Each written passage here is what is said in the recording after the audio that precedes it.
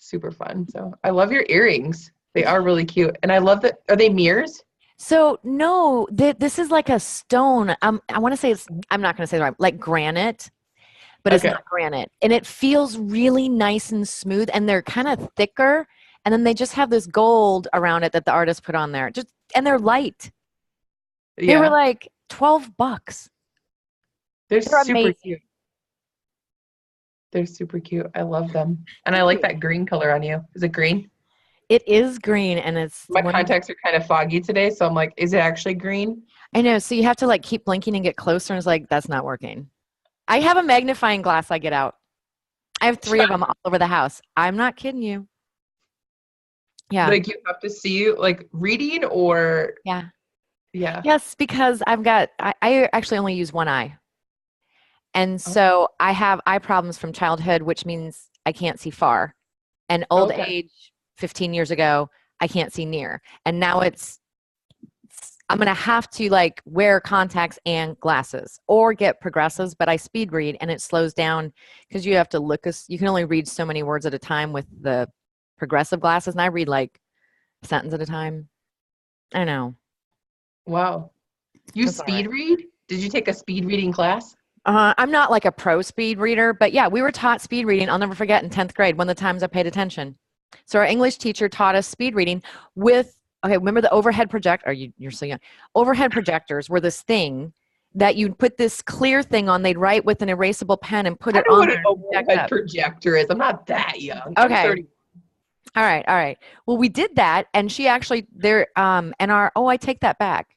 I think it was twice. Our 8th grade history teacher, he was my neighbor actually, and odd. And I think he was just bored with teaching history. He's like, we're going to learn to speed read because we had to read a couple books in there. And Yeah. so he knows how to speed read. So he taught us, and there was a way you do it. And they would only show certain words and they'd lengthen it. And then I did it in 10th grade. And so I speed read, but I'm not like, I don't even know if I'm doing it right, but I speed read. If it works, then it works. I know, but you can't do that with progressives. You're like, So now you're gonna have to, adjust your learning to that. That's okay. I don't That's know. super cool. I'm probably Yeah, not. definitely not a skill that I have, but kudos to you. I love when I hear people talk about that. I just learned that I can speed up the audio book. I didn't even know I could do that. I Like they remember can when I figured that out. faster. And I was like, Yes. Yes. so Isn't that the crazy. best? Yeah, I actually just tried it out this morning for the first time. I was like, I'm gonna speed this up, and I was like, oh, Yeah. Which book are you reading? Was it the new one you decided? no. So I am currently listening to the 12-week year Oh yeah. Haven't by done it, but I've heard 100 people that have done it. yeah. I'm kind of a freak and I like to, I kind of passively listen to them and then I go back and re-listen to them and I take like active notes. I'm a big note taker Me too. and I remember things a lot more when I write them down and I'm very visual. So I very much have to take notes and like, Yeah. that's what a lot of my posts end up being from is just what I'm learning from the books and I'm, absorbing it and then I'm just reiterating what I'm learning in my audiobooks because I'm a huge I self-development freak. agree. I'm the same way. I write, and then I bet I can see in my mind that place. And if I wrote it sideways, I know exactly where that thing is. Oh, I've never tried that. I bet you do it automatically. When you're trying to pull up a thought from what you read, I bet you can see where you wrote that. Maybe. Maybe. Maybe it's some I've never thought about it. I've never actively thought about it that way. maybe it's some But now bizarre I'm going, gift I have. I don't know. Maybe I'm yeah, just maybe that's weird. just a natural ability that you have. I don't know. Maybe I'm like the Rain Man in some aspects. Oh my gosh, I love you so much. I'm so excited that we're here today. And I mean, just for background, everyone, a little bit about Amy, that I'm going to tell you guys before I tell you actually who she is that we've been talking on and off for like 7 months about her coming on to join us for the vlog. So we are so excited that she's here today. She's been so busy running her business, doing the damn thing, and she has got it in to come and join us today and tell us her story. So thank you for You're coming. welcome. I'm excited to be here. Yay. I'm so excited. Okay, so I will give you a little proper introduction here and then we will begin. Okay, say your last name for me. I should have said that before. Baue. Baue. See, I I know. totally would have butchered that. It looks, I it's my actually am married a name. name freak too. I like to pronounce names properly because I know how annoyed people get when they say it wrong. And they're like, it's okay. I'm like, no, I want to say it right, especially on here when people are going to be reaching out to connect with you. Okay, Amy Baue, here we go. Yeah. Okay, Amy is the action piece corporations and entrepreneurs look for in a thought leader.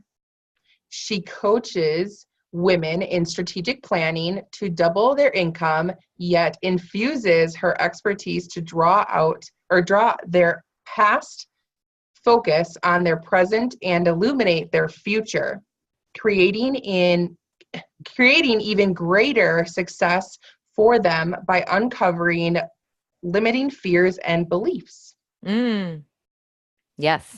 She is an author in Living Well and It's an anthology that comes out actually the end of this month. Oh, awesome. Okay, so that's in June. Yep. She reflects on one of her lowest points and the wisdom gained from dying to thrive. Mm-hmm. Have you ever, well, we'll just go from there. Amy, you're going to tell us a little bit more about yourself in person here. So I love that you're here. Thank you for joining us again, for your time and telling us more about yourself. So I love to start out with something more relatable and interesting about you that we wouldn't normally know any other way. So what is something interesting you would like to share with our viewers? Oh, my fun facts. So I love, these are my 3 favorite fun facts. If somebody said, sum yourself up in, I don't know how many words, is it 5 words or less? Yeah. I love motorcycles, muscle cars, and rock concerts. Oh my goodness. You are fun. So if you want to have the perfect day for me, you would, I don't like to drive motorcycles. It's one of the only things I didn't learn to drive, but you would take me on a motorcycle ride. We would drive, I will drive your muscle car. We will drive really fast in your muscle car, preferably an automatic, and then we will go to a rock concert. And that is a perfect day. Oh, that's so cool. I love it. I love it. What's your favorite concert that you've ever been to? Oh, well, it's not so hard. So I've been to tons ever since I was 15. Back in the day when they were general admission. Okay. You just had a ticket and you fought your way to front row. Now you get VIP. Now it costs so much to do all this stuff. But last year, 6 of us, 3 other couples, we were in the pit front row for Imagine Dragons. Oh, I bet that was awesome. Oh, my pictures say yes, it was. No, it was awesome. And Imagine Dragons don't know it yet, but we're going to be working together on something for the youth. I don't know the age, older youth, young 20s. And I know they're very involved in the LGBTQ plus community. And so mindset and things like that. So because everything I do has to have music involved. So they don't know it yet, but we're going to team up. Out there. Yep. I love it. I love when people come on here and they whisper their big dreams and they're like, I'm just going to put that out there because we'll wrap it up with all that too. So that's super fun. Thank you for sharing your fun fact. I love all of those things about you. That's awesome. Where are you tuning in from? St. Louis, Missouri. Right in the middle of the country. Smack dab in the middle. Yep. I love it. Are you originally from there then?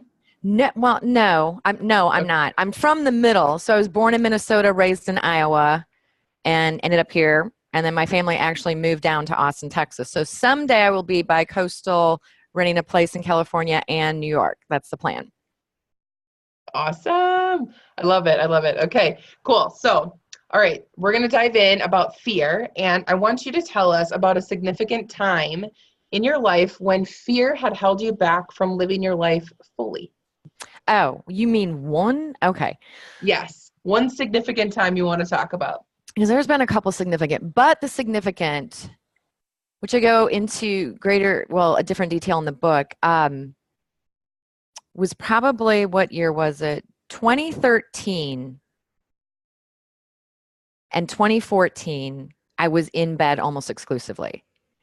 And I had life happen to me just like everybody else. Life, trauma, and drama. Things I thought, relationships I thought, people that I thought were telling the truth, right? But it shook me to the ground and broke me open. Like literally, Wow. this was an amazing blessing. And I know people say that. Now, I sure didn't think that for at least 3 years, right? But I could have no greater proof that your thoughts, our thoughts, literally create your reality. Yeah. Our thoughts become our emotions become our beliefs. And then I've got 4 other steps I work through with people. But those first 3 steps, it put me in bed. It not only put me in bed, I wasn't able to work. I could barely take care of our son, who was, I don't know, 7-ish at the time. I can't, 7, 8. And I literally started a physical cascade of dis-ease, of problems. They couldn't quite diagnose it. So what I ended up having was adrenal fatigue. And I actually wrote an ebook on that to help women not go through the 2 years of struggle that I did to find the help that will actually heal you. But they won't heal you. They won't heal you. They will help you fix the deficiencies you've created. You heal yourself. Yeah. And I mean, I was having numbness, tingling in my arms, my legs. I was fainting. I wasn't eating. I was deficient in 10 plus vitamins and minerals. I was injecting myself every week with B12 shots just to have any energy. Massive ringing in the ears, massive anxiety for like the first, I don't know how many months, up to a year. Thyroid issues, going to the heart doctor, just like a ton. I have a book that I kept of all the guinea pig things and supplements I was trying on myself to heal this.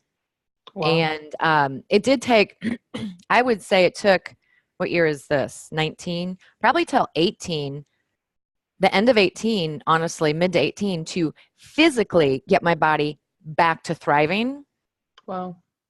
But that was also prolonged by mindset. I mean, just it's such a growth process. It was the fear of feeling trapped and no choices and hopeless beyond hopeless. And I had to climb out of that literally 15-minute increments at a time. That's how I literally I would set a timer. That's how I literally started doing it. Wow. And that, though, is the reason I do what I do. At that moment, at that time, I totally was convicted by what I call God. I usually refer to it as universe, spirit. There's something more powerful than us running our body and our cells in this universe. And I literally heard, you were playing small and you were playing safe. And the transition that happened after igniting this awareness that I wasn't implementing everything I had studied, taught, researched, the neuroscience, the mindset for almost 15 years. Yeah. Was because I wasn't implementing it. So knowledge is useless until you implement it. Yep. Consistently, not like here and then there, like consistently. Yeah. So it was a process. And I mean, within 12 months of making that decision in October of 2015, while I was in meditation, that's it. I no longer resist. I'm ready. I need to do something. I need a job. In 12 months, I was at a completely different place. I was unemployed and then began working as what's called a Baue in Edward Jones. So I'm that lady that sits there in a room with no windows. Now, I've been an entrepreneur my whole life. So having to go to the same place every day at the same time with no windows was not my gig, right? Yeah. And then doing work that was massive detail, massive admin, massive rules. I'm not really a rule follower, but sometimes I'm very strict rule follower, And I just had no idea. And I trusted the process because I finally stopped resisting, which is one of the biggest things I teach today. And from 12 months to that point, which in that meditation, I was given my business name, I was given the vision, I was given this big thing that still hasn't happened, but all the little steps have. So that's where Rock Your Mind, Design Your Life came with. And I was on stage for my own company doing a live seminar and had already gotten trained and invested with another coach for her program so I could help entrepreneurs break through 6 figures. That happened in 12 months. That's amazing. Yeah, it was quite a trip. It's amazing what we can do once we decide what it is. Mm-hmm. You know, it's incredible the thought process that we have to go through, and the process of learning these things and having the experiences that we need to get us to the next level. Like, Yep. had you not had the adrenal fatigue, like all these things, like you would have never realized all of these things needed to happen. Or I wouldn't have done it in enough time. I mean, I do believe that your intention for being here will be met. I might get to enjoy it for a minute or for a decade, you know, like, you don't know. It'll be met. You can go kicking and screaming and your life will be miserable. Mm. Mm-hmm. Yep, the resistance part that you were mentioning, that's true. Yeah. And what really gets me on a soapbox is this should be taught. Yeah. The neuroscience that I'm bringing and putting it together in the trifecta of the psychology and the woo-woo, which is the metaphysics, should be taught. It's taught, but kind of like PC, and it's not accepted mainstream. So we keep telling people to go out here in your external world, rearrange the furniture, and then you'll have what you want and you'll feel that way. And we keep teaching that and teaching that. And we're not teaching the next generation, let alone ourselves, what self-compassion is and how to stop being busy. And then even studies have shown, science has proven, when you work with children and you explain to them, the studies were, I think, 5th grade and under, they were helping them study for a test. And they were doing, some subjects were traditional, like memorization, right? But some were shown, what I teach with my clients, how the brain works, what the synapses are doing. Like under microscope, you can see them growing and attaching, and explained very simply the science, and then had them memorize. And they all improved. I don't remember the percentage, and we're in the A's and the B's. Like, it's just need to know about it. My mission is especially to help women, but we need to know the power we have. That's how we were created. That's where the power comes from. That's what people mean when they say align with your source. That's what meditation is helping to do, is to align with that and feel it. Oh no, we better not feel. You better go stuff that feeling. Oh, somebody gets hurt. Don't cry. It's okay. No, crying's okay. We want to get through it. We don't want that energy stuck, because emotions are energy and we are energetic beings.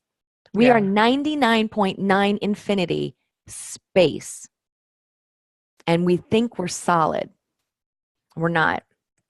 We are these floating atoms and neutrons and protons and, you know, molecules, and they're vibrating, and we're more space than we are solid. And we actually have an energetic field. And emotions and words have energy. Yeah, it's true. It's so interesting the way that you talk about these things.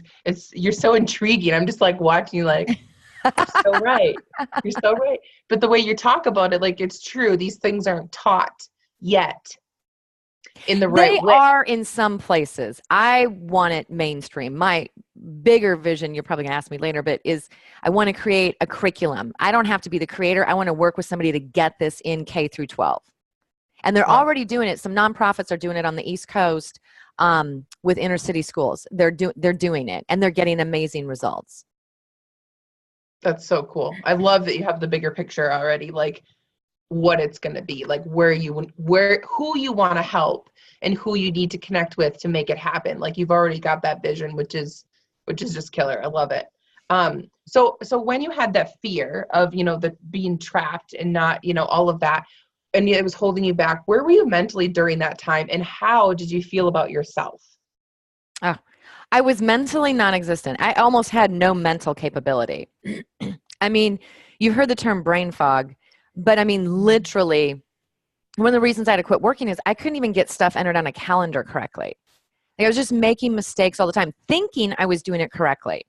Okay. Mentally, I went pro. So I went pro by repeating what had happened or what events or whatever it was. I just kept making that story up and repeating it stronger and stronger, and holding more resistance and resentment and anger, and I'm never going to be able to, whatever, which was what, like this, do this. And so I just kept repeating it. And when you go pro, then your brain obliges and it says, awesome. So we now wire and fire together this way. This is your reticular activating system filter. So that's that thing that filters out all of the subconscious info we take in, which is something like 45 billion bits a second. Yep. And your unconscious takes in 45. I'm sorry, your conscious takes in 45 a second. 45 billion or million to 45. So if we took in everything with our senses, we'd blow up. Yeah. So we have a brain that only focuses on what we've been telling it to focus on. So that's why you only see this.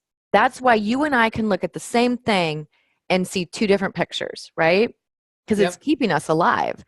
Well, that's all I did was focus on what I didn't want, what I was mad about, how hopeless it was.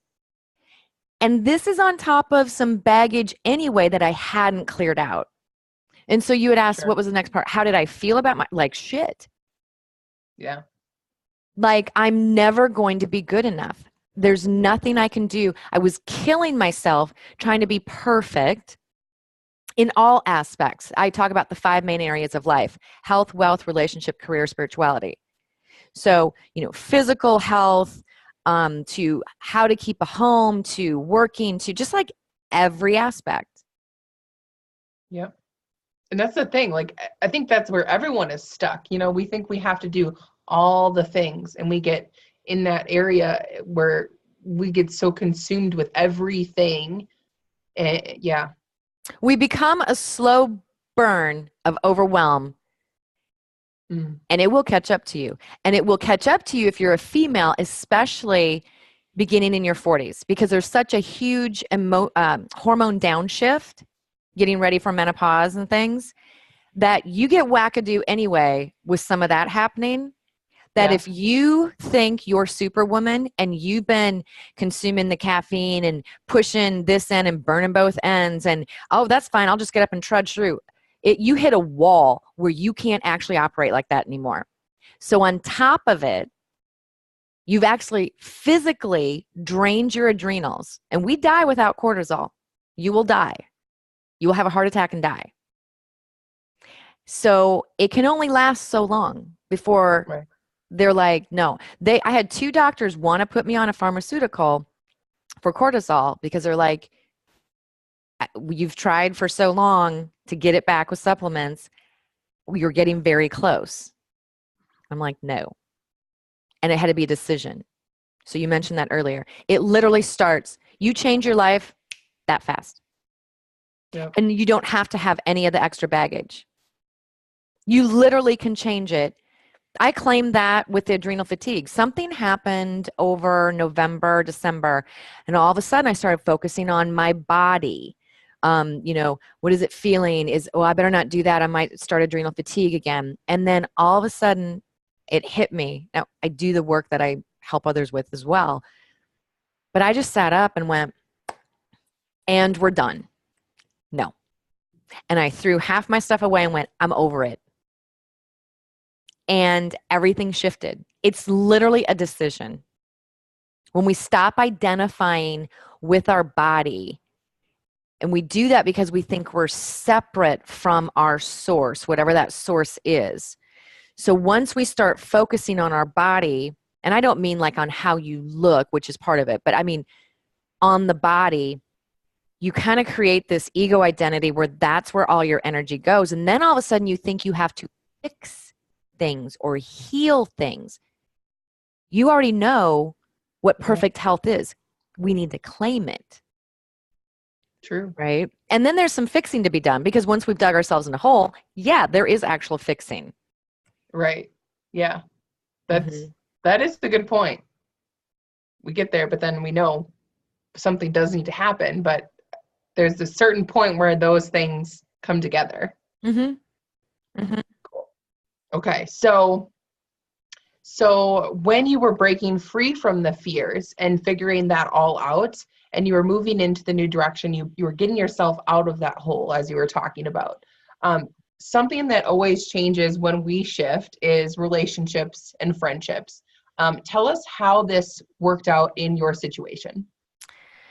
Probably, well, now friendships, I'm 50, so I have dwindled my friendships down. Not like I get a star for that, but you just do learn the truth about the 5 most people you hang out with most, right?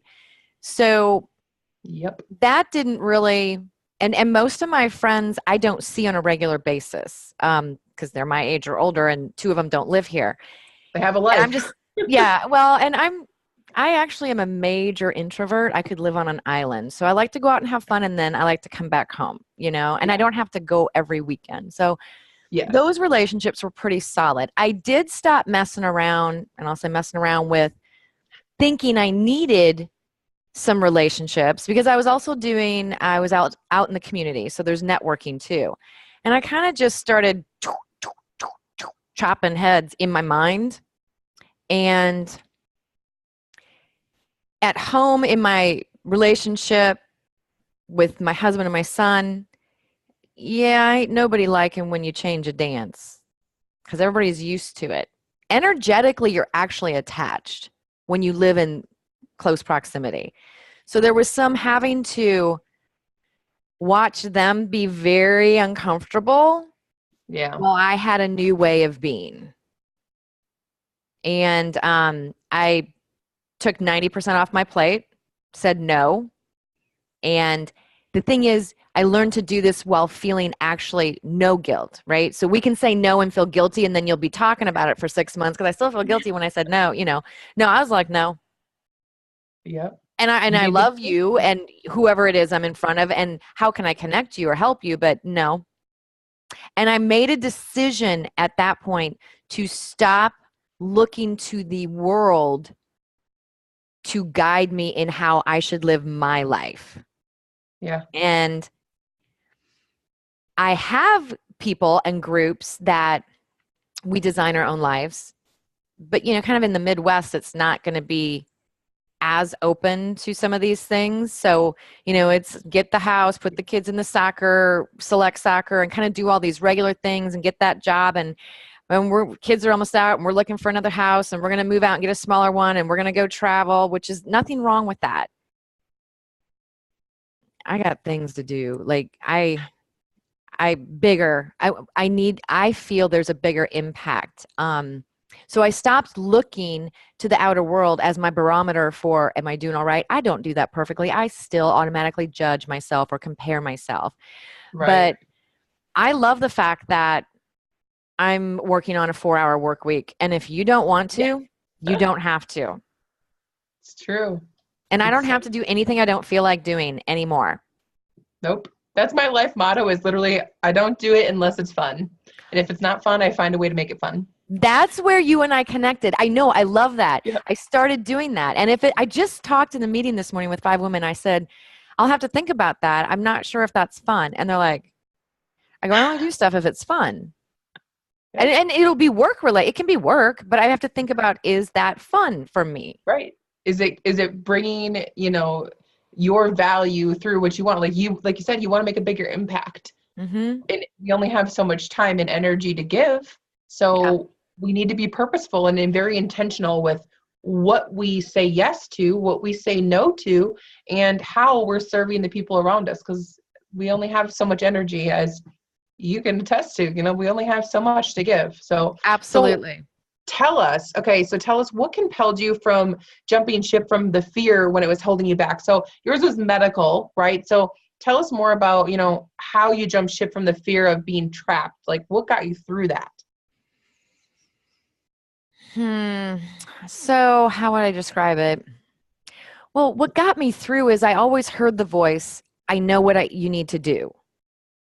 Okay. Like, I think we know what we need to do. We're just not doing it.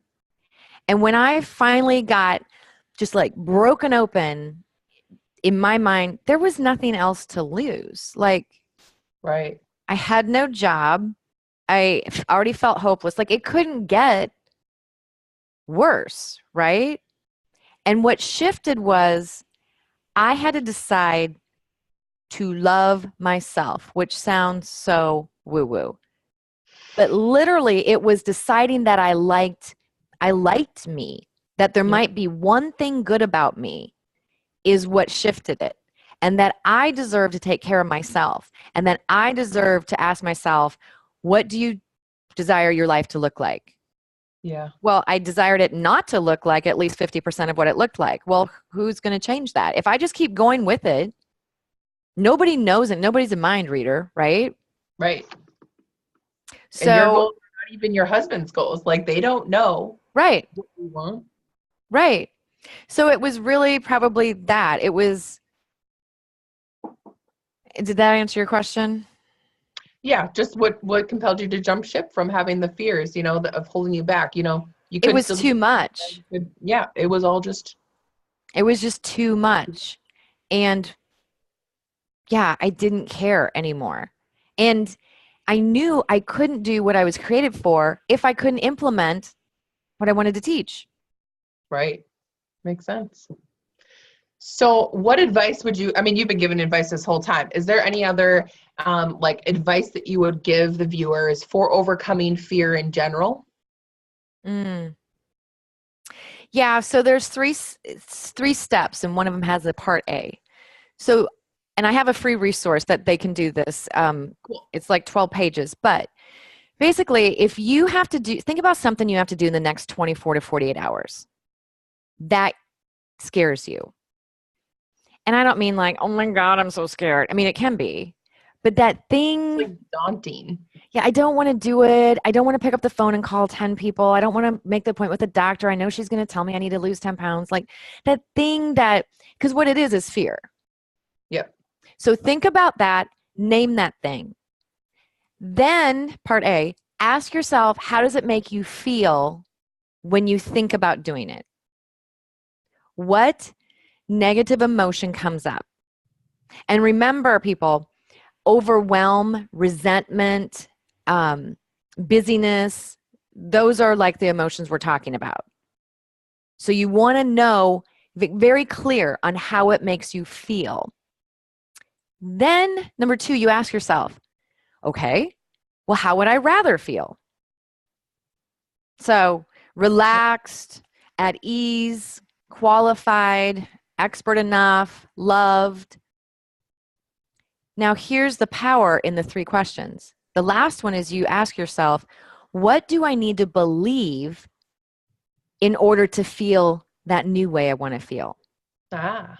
Now you get to your little onion of awareness.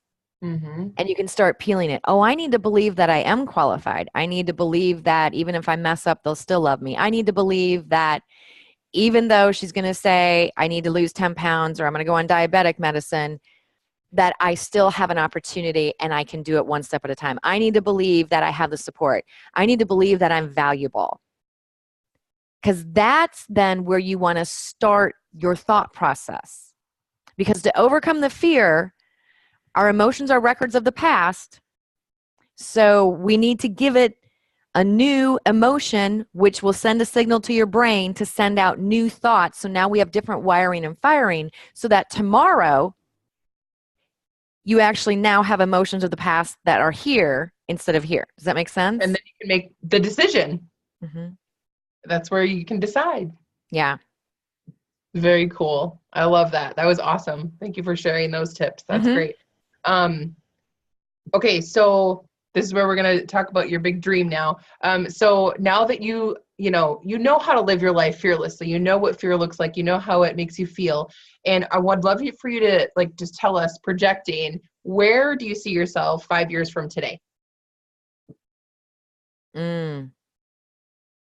Getting ready to pick my homes on each coast to rent.